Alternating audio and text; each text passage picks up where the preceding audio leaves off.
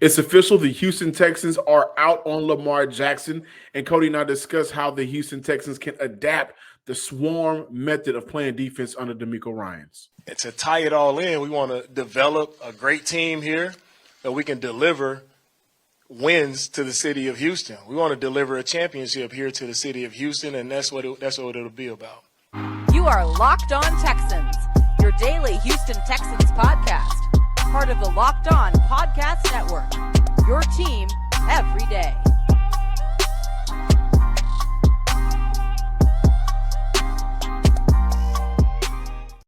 Welcome, everybody, to a Hump Day episode of the Locked On Texan podcast, a part of the Locked On Podcast Network, your team every day. I'm John Hickman, and of course, I'm joined by none other than Sports Illustrated's own and Texan Credential Media member, Cody Davis. Got to talk about a couple of things today.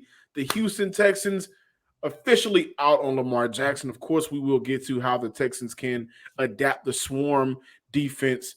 And I think that's going to be very interesting to discuss. But before we get into the defensive side of the ball, offensively, Houston is going to continuously look at the top quarterbacks in this year's draft, analyze it, and officially they are out on former MVP quarterback Lamar Jackson. Cody, what's going on with that situation?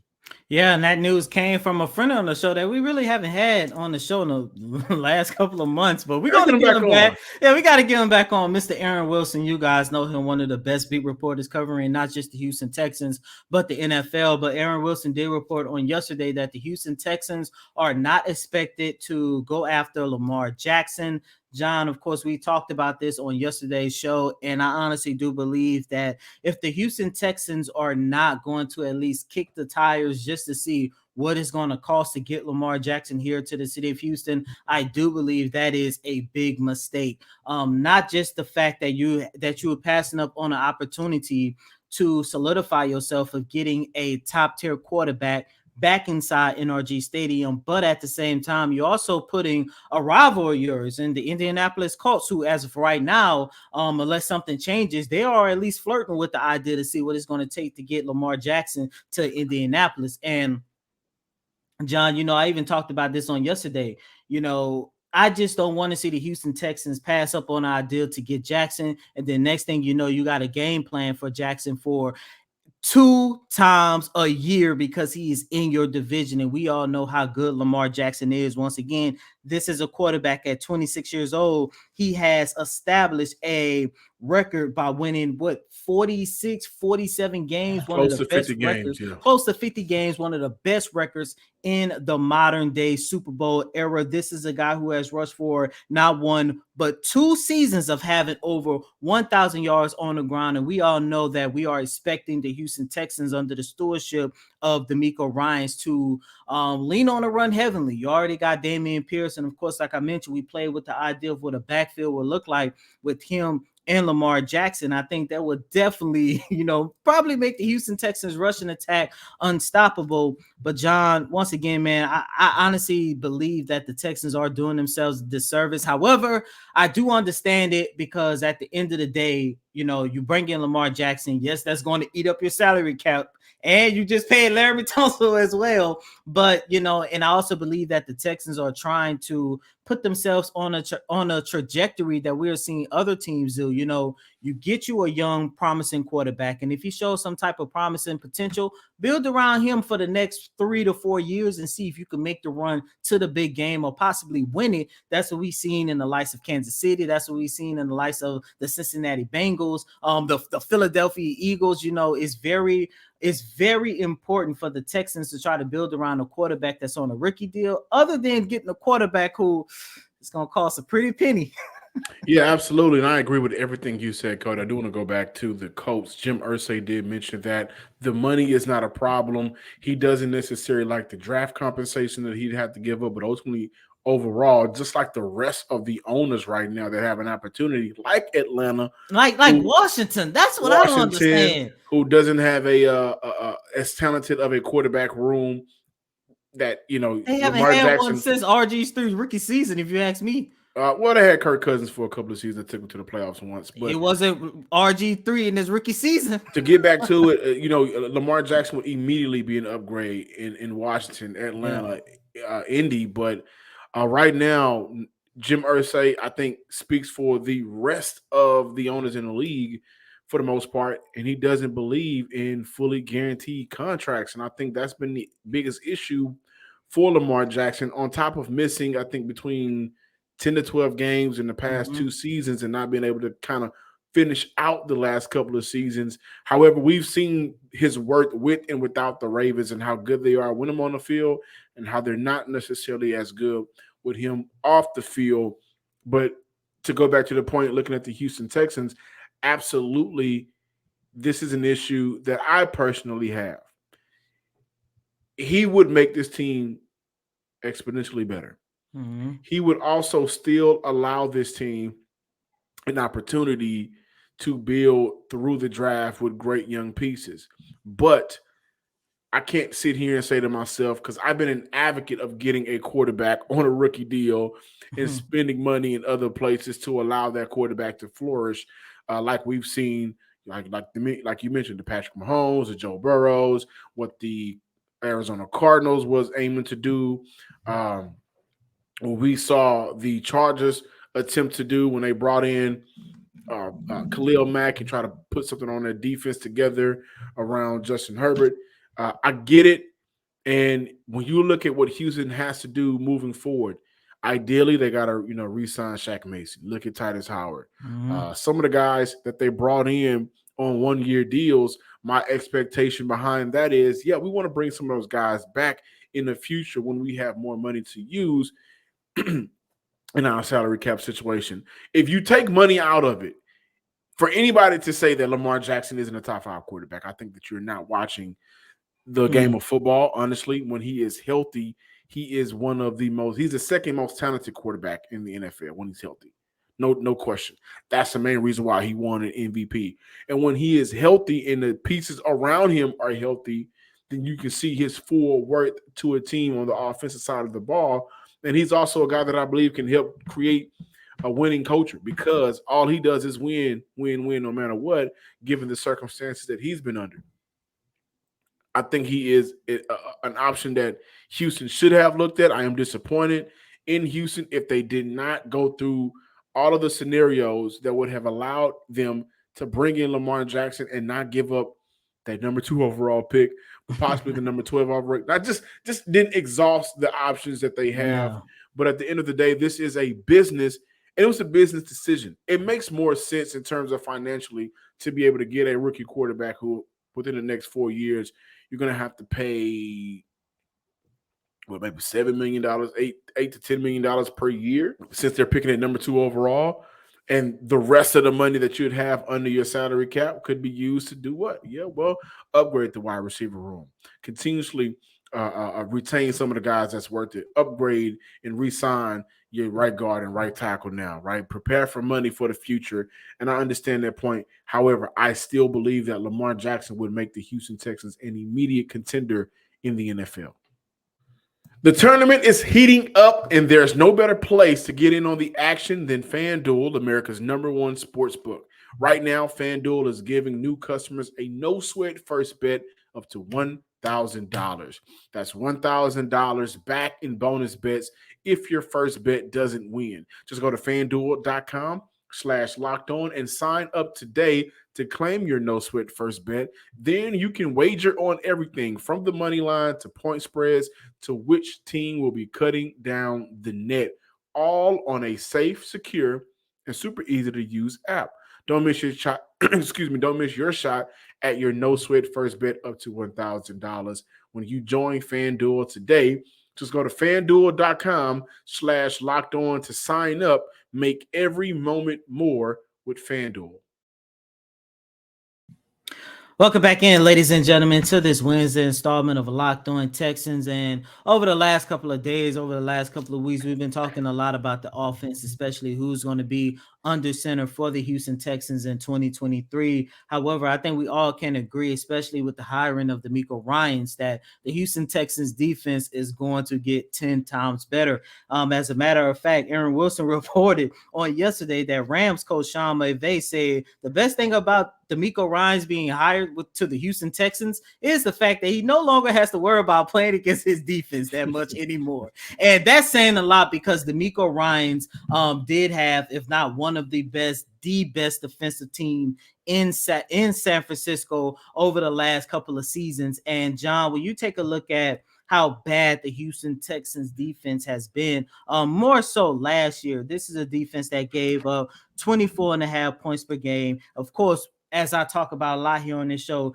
they have given up an average of 170 yards on the ground, 210 through the air. And the only thing that was at least decent about the Texans defense under the stewardship of former head coach and defensive coordinator Lovie Smith was the fact that they did a pretty good job taking the ball away. As a matter of fact, in 2022, this is a team that had recorded 28 takeaways on the season. However, John, when you take a look at what DeMeco Ryans can potentially do for this defense and help improve it, help enhance it, how do you think that's going to fare? I go right to what he describes as the swarm defense. Creating that swarm defense within a 2-year time period, I think, is what we should really have our eyes set on under the tutelage of DeMeco Ryans with this defense. And that swarm defense is plainly put, when you look at it, it is special work ethic. Excuse me, that's my Bible study alarm. Special work ethic and relentless. Like, that's what you want this defense to look under. Relentless mindset under DeMeco Ryans, a defensive method that held the Green Bay Packers to 58 total yards in the second half of the 2021 NFC divisional round game. Like, if you guys remember that game, that was a 13-10 game, I believe. And the performance the San Francisco 49ers defense put on that game was phenomenal. And with that swarm defense, guys, it all starts with the play of the linebackers. And I can't wait to tell you who I want to highlight.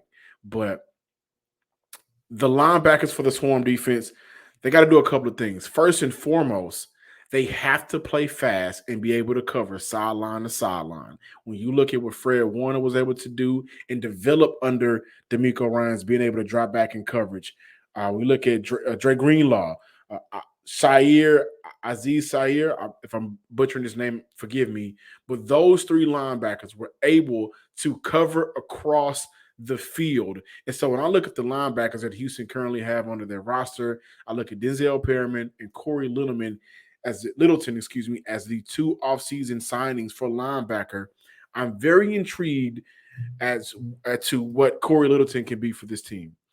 During his 4 years with the LA Rams, Littleton logged close to 1,200 coverage snaps. During that time span, Littleton was one of the best cover linebackers in the NFL, and at times as an off-ball defender for the Rams. A lot of those sub-package defense, Littleton was the only linebacker on the field with 6 DBs.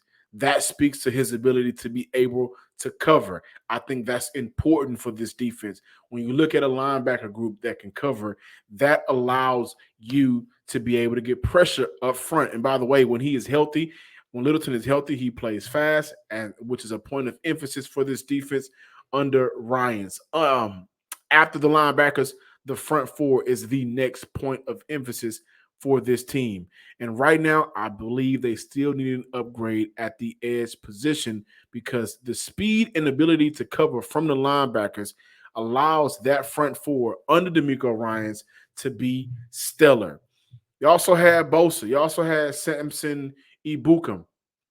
Ebukam as his bookends. However, upgrading the inside with the signing of Sheldon Rankins, pairing him next to Malik Collins, and also bringing in Hassan Ridgeway, they should be able to command those double teams. And if they can command those double teams, you know what that does for a linebacker? Now They have the opportunity to flow from sideline to sideline, make quicker reads, because they'll be able to see those lanes and play and get into the lanes in their assignments much faster, much stronger, much quicker, with much more tenacity and more ferociousness, which is something that, if we're being honest, the linebacker group for the Houston Texans has lacked. We've seen a lot of missed tackles. We've seen a lot of bad assignments between the linebackers. We look at Kamu Grugier-Hill, a good part of Christian Kirksey's time so far with the Houston Texans. Look at Garrett Wallow at times. Like, whoever has played linebacker for the Houston Texans, they haven't been the best. And I've loved what Christian Harris was able to do once he was able to figure things out in the NFL last year for the Texans. But when you look at being able to command those double teams for the front four, that could help Houston make teams more one-dimensional, along with, hey, listen, Sheldon Rankins was brought in to help stop the run. And so you look at a team with the San Fran 49ers last year, they didn't allow a rusher to go over 100 yards. The closest, I believe, was Josh Jacobs, close to 70 yards. Put that in perspective for the Houston Texans.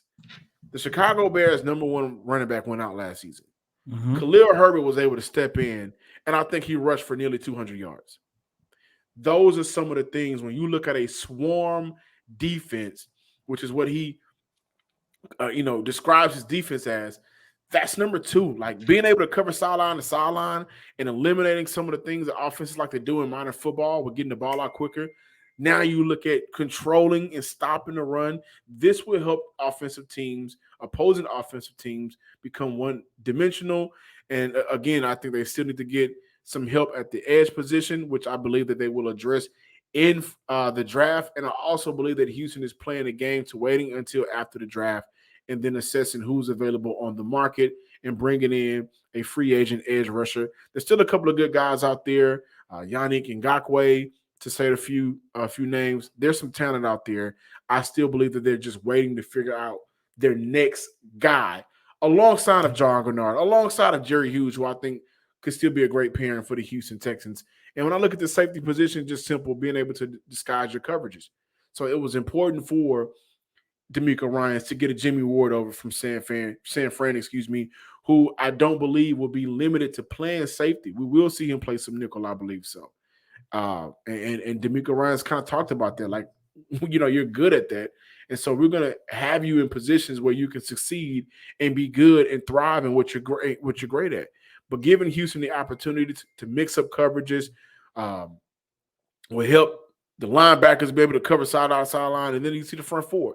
This is a defense where I truly believe within a 2-year time span, we can see the Houston Texans go from one of the worst in stopping the run, one of the worst passing defenses, to being maybe top 15 and top 10 in those areas, especially considering how they are building the defense as of right now. I'm looking forward to it, guys.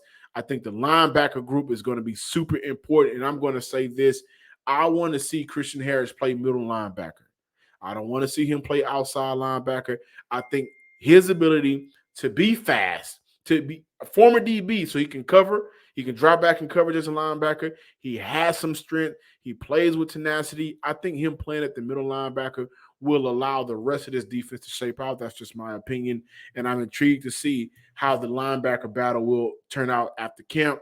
By the way, speaking of camp, the entire 32 teams in the NFL will have a day, because now the NFL, you have to cut down from 90 to 53 at the end of the last preseason game. And so Houston has a lot of bodies on their roster right now, not including the draft. I'm really intrigued and interested to see how they attack that linebacker group, honestly, because they got some guys on here that I believe can be difference makers. And Corey Littleton, if he's healthy and he's in a right situation, I think he adds to what Houston can do possibly in terms of a cover linebacker out on the field. Welcome back in, Locked On Texan listeners and viewers out there in the YouTube world. Guys, thank you for continuously subscribing to the Locked On Texan podcast. If you are watching us right now, and if you made it to this part of the show, I'm giving you a virtual hug. And I'm a big guy, so this is a warm, big old country, southern Houston down south hug. We love you, and thank you guys again for checking us out. Listen, On Tuesday, the NFL made some changes to the league. Quite interesting changes, I believe. The NFL will now cut over 1,000 players on one day, which would be August 29th, right after the final NFL preseason games. Previously, teams had to cut their rosters from 90 to 75 first, and then from 75 to 53. Now it's from 90 to 53. I kind of feel indifferent about that. I think going from 90 to 75 to now 90 to 53 right after the final preseason game, it does allow the teams to, and it works out in Houston's favor because they still are classified as a rebuilding team. So you may need more time to figure out it in moments, right? And now you have opportunity to after the final preseason game. But it does allow for teams to get a final, here's your shot evaluation from players, right? And I've talked about how I believe the linebacker group would be very intriguing.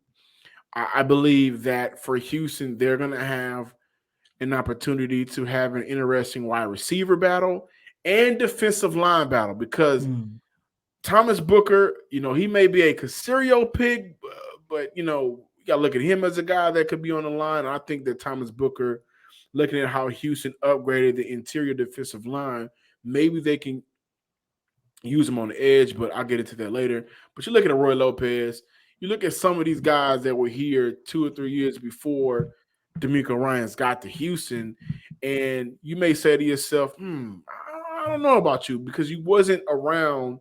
You wasn't drafting when D'Amico was around. So Nick Caserio can't save you, right? Like this ain't one of them situations. So I think that does give teams and players the optionality of like the last opportunity before I got to get cut. But my indifference comes from that's a lot of players on one day to get the call like, hey, man, or come sit down in the office, hey, man, we got to go in the opposite direction. And it's kind of sad, right? They're still human. They're out there working their ass off, and you don't want to see it come down to the very final last shot. But again, it does have some pros and cons, I think so. Players giving the team an opportunity, hopefully they're not hurt, to have one more hoorah, and then teams getting an opportunity to do a full evaluation until the final preseason game. And so, some of the guys that may be on the line on and off the team, you get that opportunity in preseason game 3 to really prove whether or not you can be a special team or you can get some playing time with this team. Yeah, and since you took that approach, I'm going to look at my favorite update from the NFL's owner meetings, and that is they are finally allowing players to wear the number 0. Yeah, John, who's going to be Houston's agent 0? Exactly. Like, I want to see who's going to be Houston's agent 0. And that's just something that that's probably my favorite part of the NFL owners meeting because it seems like there's always that one random rule that nobody ever thought about that all of a sudden they're approving. They were like, you know what? I've never thought about that. So I cannot wait to see which Houston Texan is going to take the helm as agent 0. If you could guess, and listeners, please play around with this in the comments. If you can guess really quick, who would be your agent 0? My agent 0? I want to say Nico Collins for some reason. I don't know why. I just have a feeling like, first of all, agent 0, I feel like has to be a wide receiver. So that's why I kind of feel like if anybody, and then for Nico, it makes sense. New coach, this probably his last year to 0 determine, shots left. Exactly, to determine whether or not he's going to be a foundational piece for the Houston Texans. 0 passes forward. In the NFL game. You got John Mechie coming back. Whoever you draft at number 12 or 33 for your, potential franchise-changing wide receiver. Like, I kind of feel like that would be the perfect rebranding for Nico for some reason. I don't know why. Nico with 0. Okay. If I would have to choose before we got out of here, I feel like there's an opportunity, depending on if he's available for Houston in the mid rounds, for my guy out of UT, Overshawn, linebacker. And I think, let's go ahead and give my man 0, right? Go ahead and get him in, and he'll get 0. But whoever agent 0 is, like, you can't get 0. Getting 0 and getting number 1 is, number 1, 3, 12 in the NFL, 23. Like, it's certain numbers. Like, when you get those numbers, you gotta do something with it. Exactly. So you look in the NBA, you got agent 0 with Gilbert Arenas. I put 80 and 84 in that category as well. 88. No, 88, 81, 80. Yeah. 99. 99, 90. 99, one of them numbers. Like, you get 99, man. You whoop. But you know what? This is an opportunity because nobody has ever, at least in the, I guess, past 20 or so years, like, who's worn number 0? So this is an opportunity for a player to actually create a legacy. Come on, Nico. 0. Come on, Nico. Okay. Do it. Okay. What number does Nico wear now? 12? Yeah. It's 12. Yeah. Okay. There you go. It's 12. Nobody, it's 12. Come on now. Okay. 12 to me is more of a quarterback number anyway. Man, just go ahead. Agent 0. Perfect rebranding, man. He told me as a homie that he wants to be the next great wide receiver along with Andre Johnson and D-Hop. And I guess you could include Brandon Cooks in there as well. But still, he wants to be next. Too loud. That's why I whispered it. But he wants to be next. Go ahead. Agent 0. That'll be the name. What you call it? Nico for 0?